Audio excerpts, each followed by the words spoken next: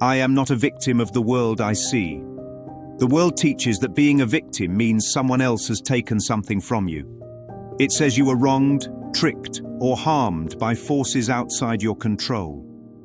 But Lesson 31 of A Course in Miracles begins to undo that entire foundation. It doesn't just challenge the world's definition. It exposes it. When the Course says, I am not a victim of the world I see, it's not talking to the body. It's speaking to the mind that believes it lives inside one. And this lesson rests entirely on the groundwork of the first 10. Each of those early lessons dismantles a layer of belief that makes victimhood possible. Let's walk through how. Lesson 1. Nothing I see means anything. If nothing you see means anything, then no event has power to harm you.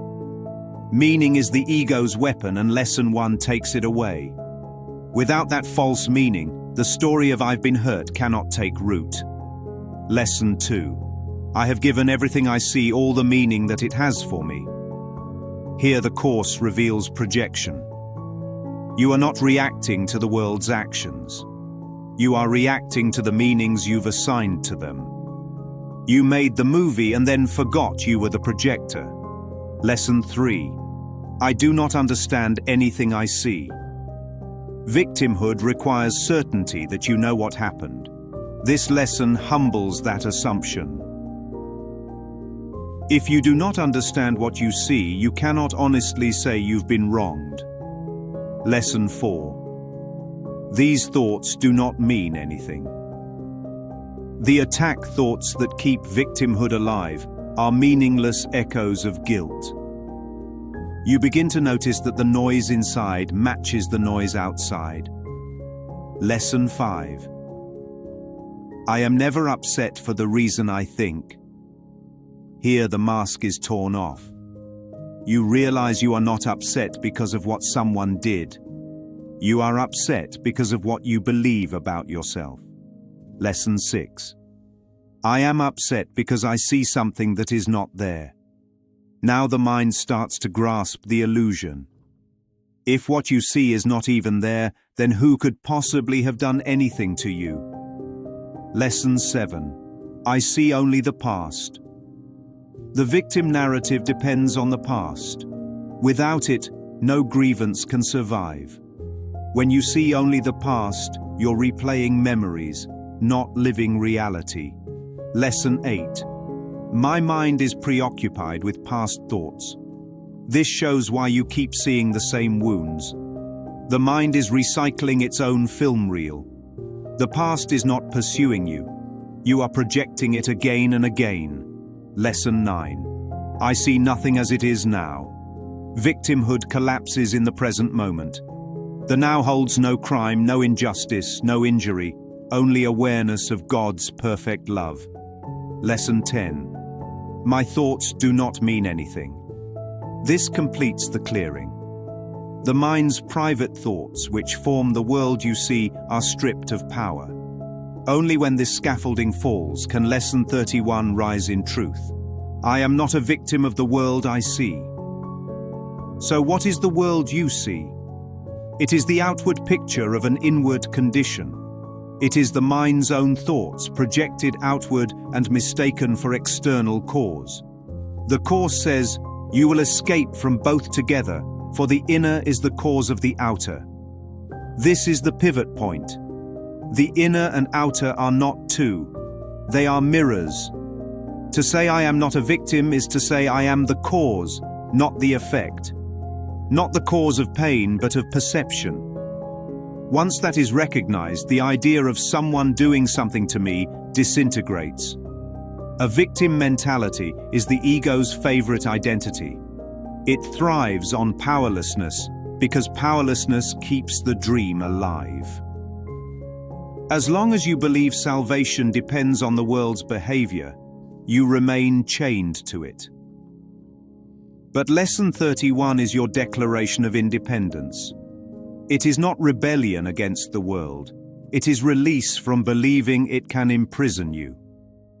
When the Course says, in your freedom lies the freedom of the world, it means this. The world changes because the mind that dreamed it has changed.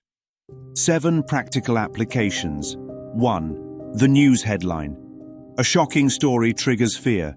Say, I am not a victim of the world I see. This image is an effect of thought, not a cause. Turn the screen off, breathe, and ask the Holy Spirit, show me the call for love behind this picture.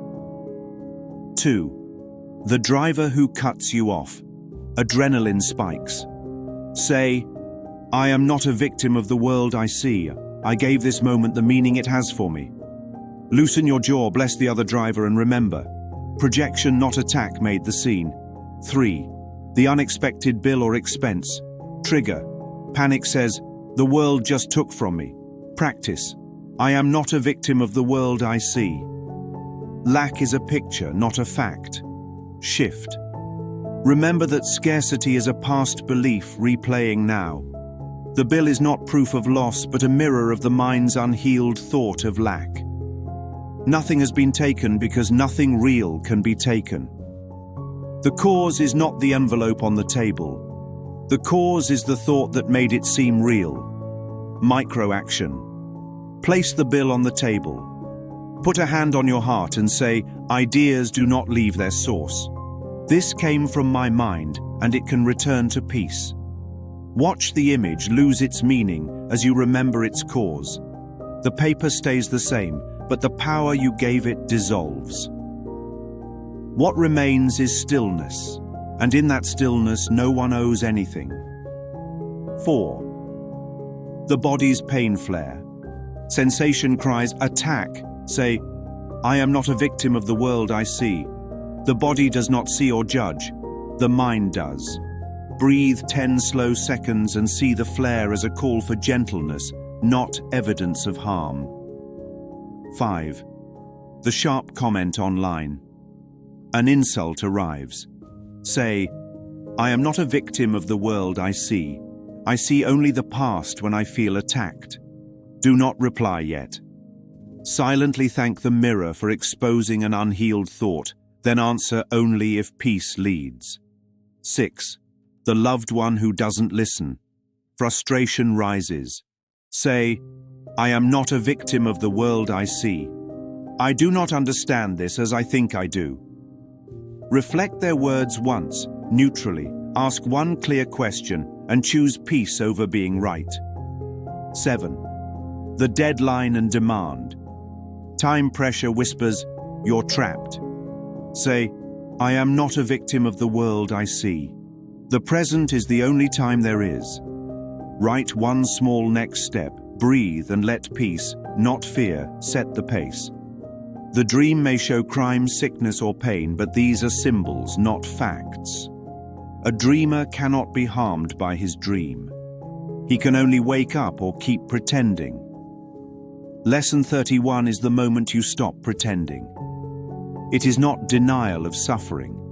It is denial of the cause you once assigned to it. It is the refusal to give power to illusion. So when the world names another victim, remember the world speaks of itself.